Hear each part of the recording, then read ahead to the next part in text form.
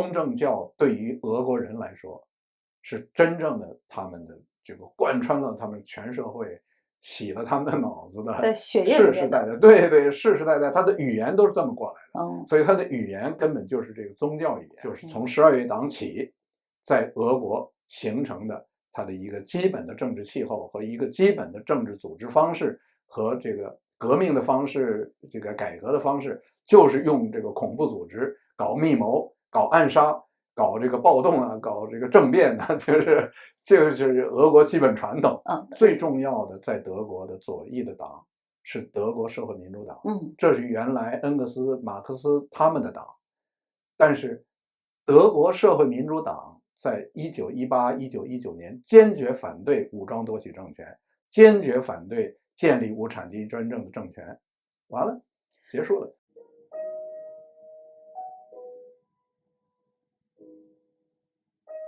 中共的这个集权体制，它是必然会出现在中国这个土壤的。对，那么怎么解释就是这个中国为什么建了这共产集权制，就是这个问题。当然，就是这我这个书的最大的问题是这个问题，就是前面追了很远，是为了讨论这个东西从哪儿来的，然后为什么在有些国家有这么大吸引力，但是并不是所有国家都有很大吸引力，就是因为我讲的制度基因的道理，就是希望平等，世界上所有国家人都希望平等，但是为什么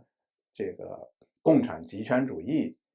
并不能在有很多国家里获得多数人的共鸣？比如说，英美，就尤其是英国，这个根本这个马克思主义的运动是产生于伦敦，但是呢，它在英国从来没有变成真正的很强的力量。那个当年这个列宁他们这个逃难都跑到伦敦去，就是伦敦非常自由，就居然容许他们这些搞密谋的人。其实你今天看，今天的俄罗斯人也跑到，也都是跑到伦敦去啊。最有钱的寡头也都是对。把伦敦都快买光了。对，他在这种相当自由的条件下，他并不能在英国形成社会共识，要推动共产主义，就弄不起来。所以呢，这个当时马克思认为最理想的是德国，他认为德国能弄起来。那虽然他没有制度基因的概念，但是其实他的直觉是朝那个方向去的，就是在德国呢，这个方面的制度基因的成分是有一点。但是即便在德国，他也弄不起来。1918年、1919年都发动过武装暴动，那个搞过不止一次，在许多的不同的地方都在德国弄过，然后全失败。那么失败呢，简单的说，人们会说是被镇压了，但是为什么会被镇压？这个其实是一个需要研究的，需要解释的。为什么会被镇压呢？实际上是因为你没有多少人愿意起义干这个事儿。比如说，最重要的在德国的左翼的党是德国社会民主党，这是原来恩格斯、马克思他们的党，但是德国社会民主党在1918、1919年坚决反对武装夺取政权，坚决反对建立无产阶级专政的政权，完了，结束了。就是他虽然信共产主义，但是他反对极权主义。希特勒当时刚开始也有他这一些的这个底层民众、底层暴民呢，其实是对，就是无产者，但他用的不是那个词儿。对，他的制度基因是民族主义，就是说这个共产极权主义的需要的制度基因在德国不够强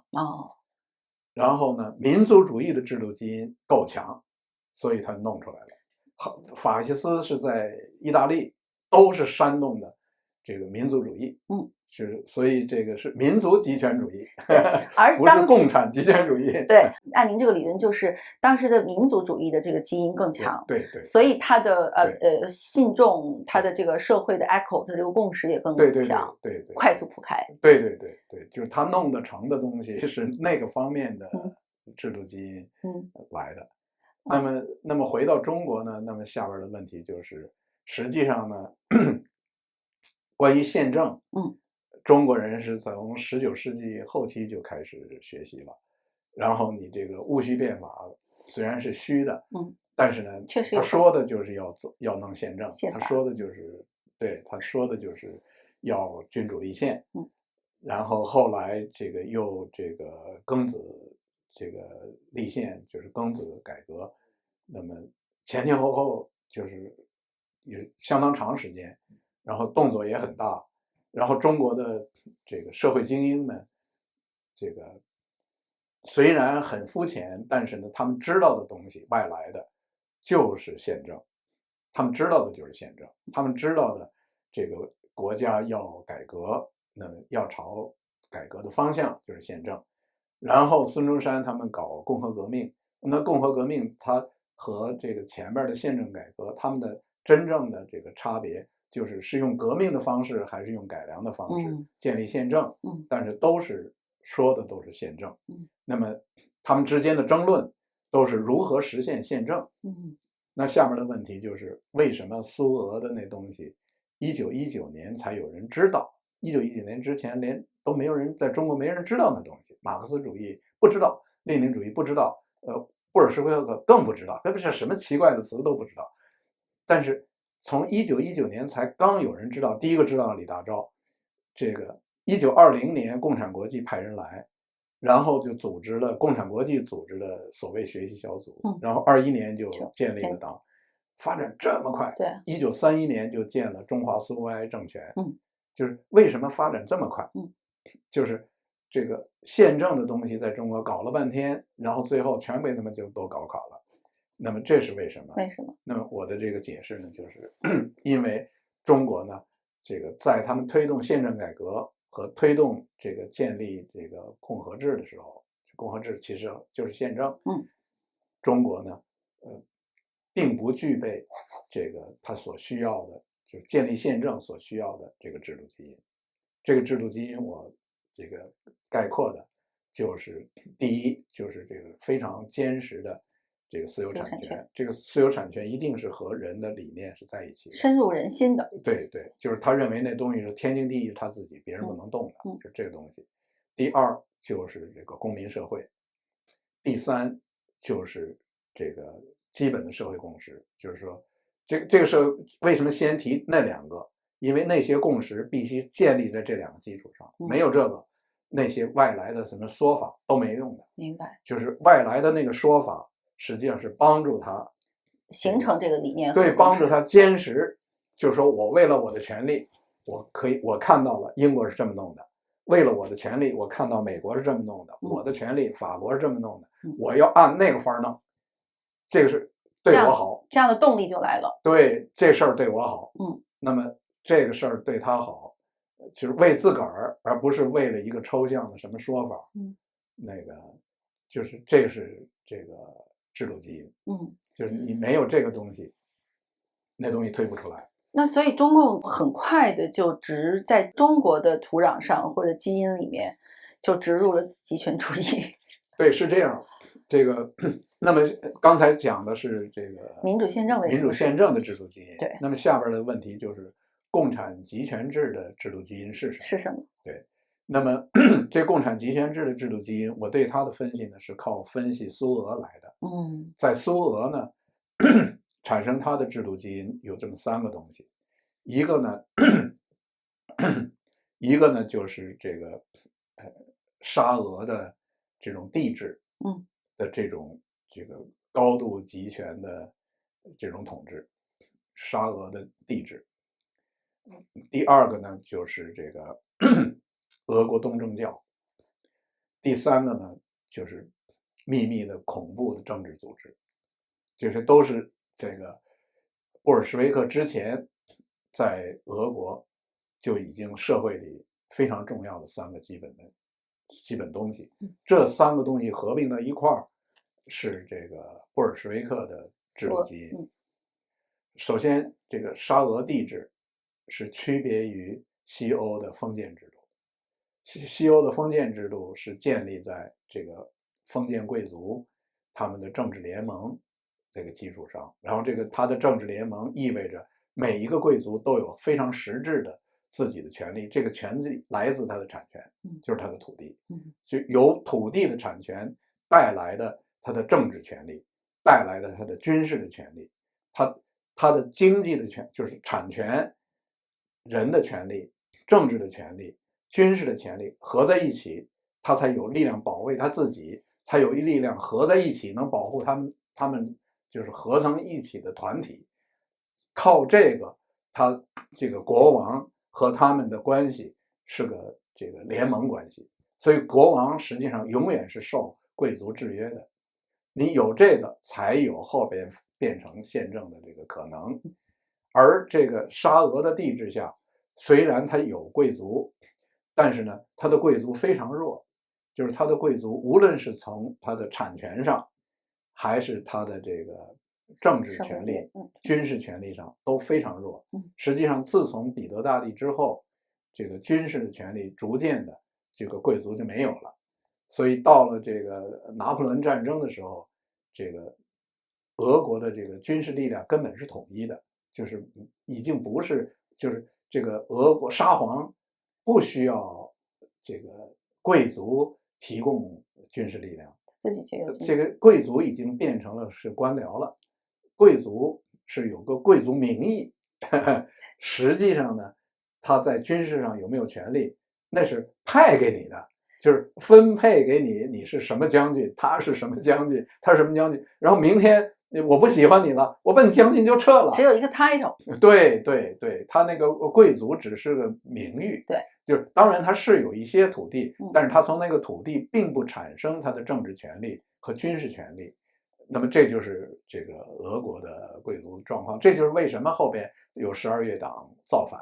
，12月党造反全是贵族。这些贵族他就是去了，就是拿破仑战争，他们赢了战争，他到了法国看见了啊，原来法国贵族这么厉害啊，我们也应该跟他们一样，所以我们也要建议会啊，建了议会我们才有权利啊。但是这个沙皇是不允许建议会啊，所以就秘密的撮合，说我们把他给杀了，然后我们自己再弄一个沙皇，然后那我们弄一个议会，对吧？这就是出来了。那么我说的他的这个秘密的政治恐怖组织，就是从12月党起，在俄国形成的它的一个基本的政治气候和一个基本的政治组织方式和这个革命的方式，这个改革的方式，就是用这个恐怖组织搞密谋、搞暗杀、搞这个暴动啊、搞这个政变啊，就是俄国基本传统。这就是基因到现在也在。对对对对，布尔什维克就是从这儿变出来的。从这儿。对，然后呢，这个沙皇的这个统治没有中国的皇帝这么完整，但是呢，它也是从本质上不同于这个西欧的封建制。那么这个呢，就为后来的建立的这个集权制呢奠定的这个基础。然后为什么这个俄国东正教这么重要？原因呢是第一就是这个共产主义思想来自于基督教，而这个所谓东正教嘛，那根本就是基督教一分支，所以就是这个里边的相当的一些内容呢，这个基督教的人是很容易煽动的，这是第一。还有就是实际上这个俄国版本的马克思主义都是有意的朝这个东正教的方向翻译的，就是很容易吸引这个俄国人。然后呢，也需要交代呢，就是俄国东正教在俄国的影响，就是为什么说它是它的制度基因。所有熟悉俄国的人，就是这一点上立刻就会同意，就不会有不同意见。因为呢，是俄国东正教在先，俄国在后，就是在还不存在俄国的时候，已经先有了俄国东正教。因为在连俄语都没有的时候，先来的是俄国东正教。这所谓俄国东正教是当时的这个拜占庭帝国，这个四处去传这个东正教。然后呢，这个东正教有个基本特点，就是拜占庭帝国在传东正教的时候呢，它有个非常重要基本特点，就是它为了普及，它要用当地语言，而不用希腊语。就是它的原本这个基督教的这个正装的基督教正装的语言是希腊语。这为什么它叫 Orthodox？ 因为只有希腊语才是正装的，你那个拉丁的就已经是翻译的了，所以你不怎么样。我们是正装的，所以我们说 orthodox， 正统的，咱们中国人就给翻译成正统的。这个，然后呢，他们跑到今天叫俄罗斯的那个地儿，当时不是一个国，是许多这个贵族分别控制的一个那种用欧洲语、斯拉夫语、欧洲语言讲的，管他们叫大公国。其实都是欧洲语言，他们自个儿都没这语言，这个连文字都没有。这个跑到他那儿去传教，然后为了传教方便，按照他们讲话的法儿，用希腊字母发明了一套语言，管这叫俄语。根本是为传教用的。俄语是为了东正教传教来专门发明的。东正教的教士给他们发明的，为了传教用的。所以是东正教在先，俄语在后。对，用这个法儿，让他们当地的人有了一套对世界的这个理解跟说法。然后就是当地的就是这个所谓斯拉夫人的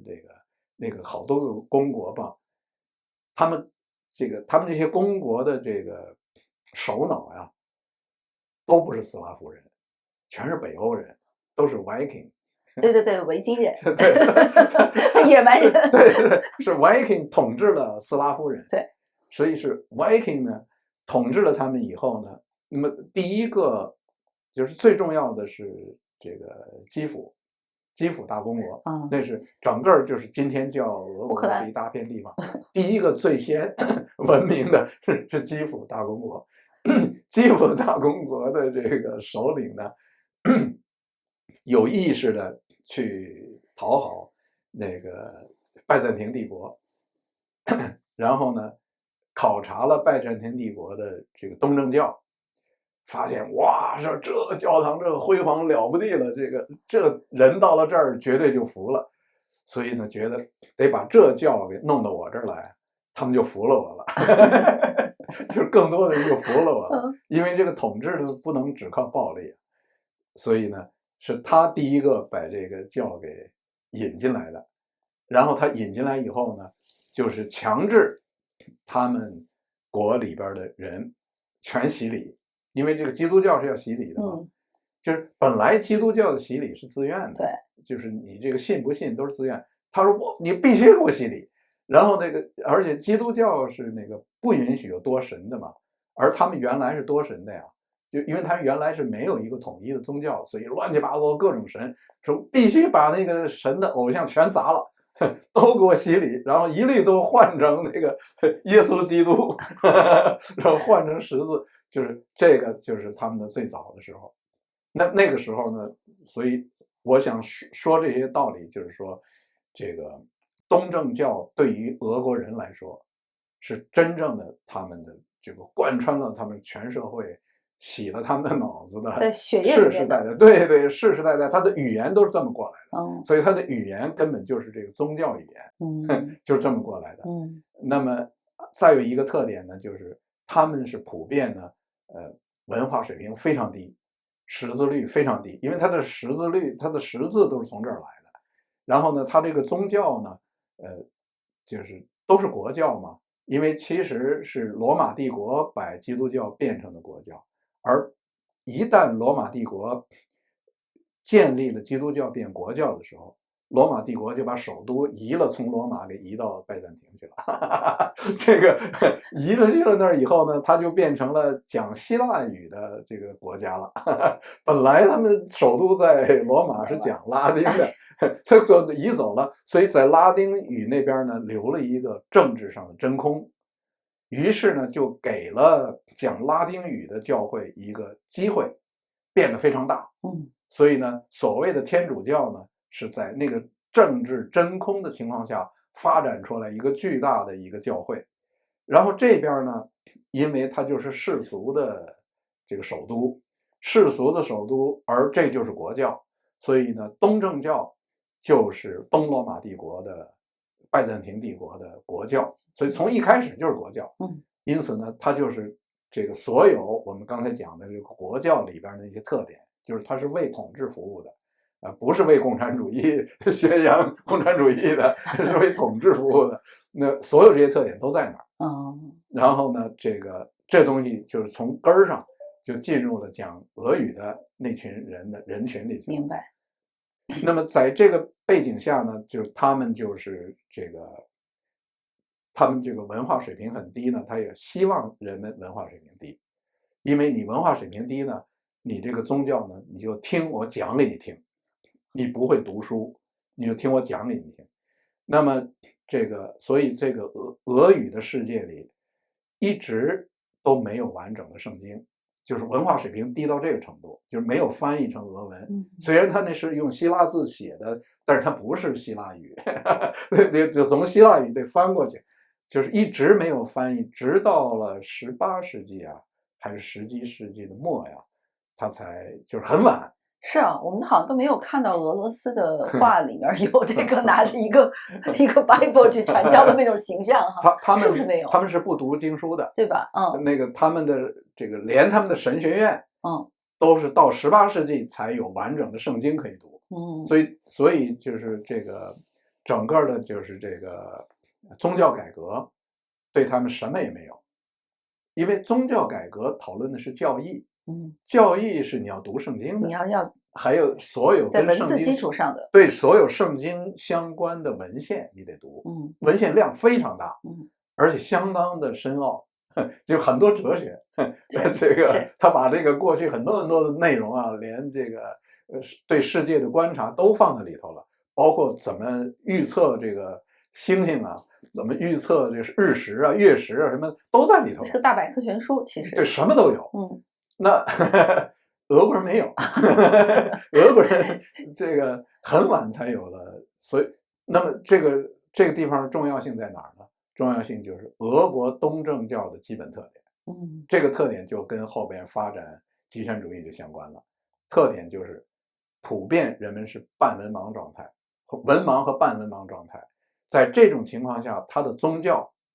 和天主教有重大差别。就是他的宗教更是形式，是礼仪，是偶像，然后是崇拜，是一种盲目的信仰、盲目的跟随和吹捧，很少实质内容。然后没有哲理，没有哲学，没有逻辑，不能分析，不提问题，这个就是俄国东正教的基本特点。没有辩论，没有思考，不能辩论，跟没那能力。都不说允许不允许，没人没有，对，不会，完全是单向输出。对，所以这群俄国人就是这么教育出来的，就一大群的俄国人这么教育出来的。你又把俄国人得罪了，您今天已经把马克思得罪了，把基督教得罪了。对，马克思主义要能传播，只能是这地儿传播，就是一群的文盲。然后呢，里边它还有非常重要的，就是天主教跟东正教都有的一个重要的部分，就是封圣人。什么是封圣呢？就不可置疑。封圣其实就是个人崇拜。只不过呢，他崇拜的是死人，不是活人。就是他想出这么个很好的法儿来，他把一个死人给他捧到天上去了，然后大伙儿都崇拜他。那么他用封圣的办法呢，使得他宗教呢不断有一个模范，让大家跟着走，而且不断的强化，还不许质疑。对，你也没得质疑。对。那么这个东西呢，然后就是他的为什么要强调他的礼仪？因为他的仪式感啊，本身就是对他们来说一种教化，就是洗脑的办法。对，就是你信这个东西，你跟着走这个东西，你有很强的情绪，你为了这事儿可以拼命，你可以连命都不要，就为了他说的那件事儿，全靠这些礼仪形式。圣人，然后呢，圣人很重要，因为呢，大量的圣人都是martyr，都是烈士、殉道者。对，就我们后来翻译的烈士是从这儿变世俗化了。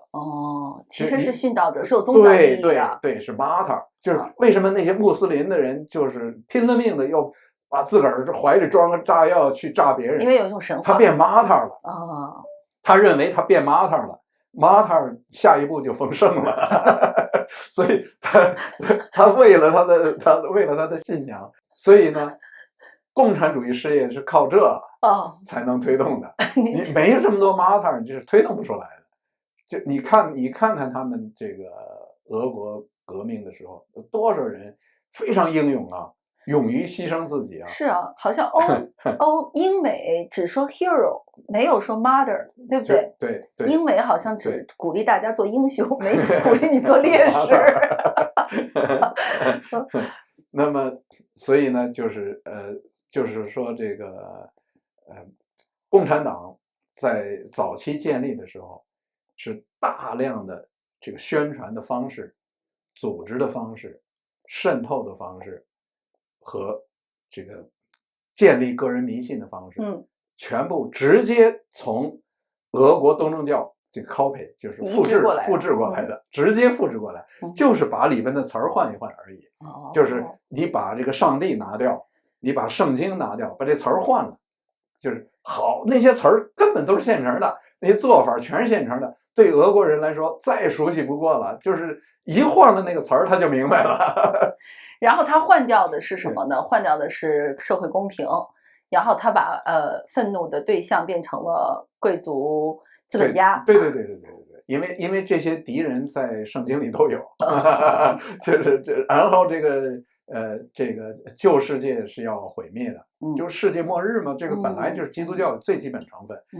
就旧世界就要毁灭了，新世界就要来，新世界就是基督回来了呀。新世界就是基督回来了，现在你就不说基督回来了，马克思主义啊，然后是共产主义啊，那就是基督回来的一回事儿。就是然后旧世界就是灭亡，资本主义就是旧世界，然后这个世界这个旧世界灭亡，新世界来，世界就颠倒过来了。这个原来有权有势的人就都进地狱了，然后我们的社会大同了，共产共对啊，全都是基督教里原来就有的东西，所以非常轻而易举的，对于那些个不懂得教义，只知道口号的人，一下子就抓住了。